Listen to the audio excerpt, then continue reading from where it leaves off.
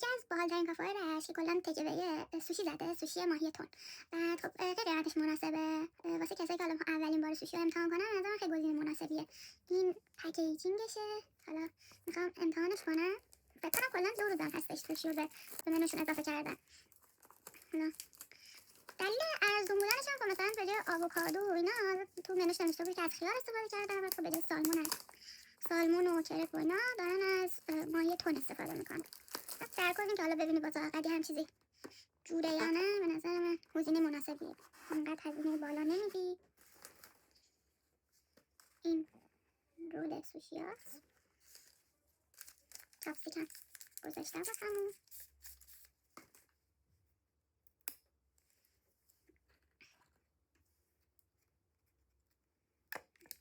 سویا سس،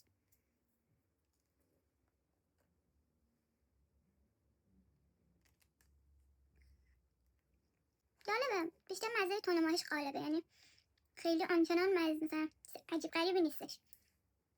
برای بار اول که ببینید با تمام جلبک و ایناش کنار میاد خوبه. اگه اسم کافه رو میخواین ساکن رشتی من کامنت بذارید.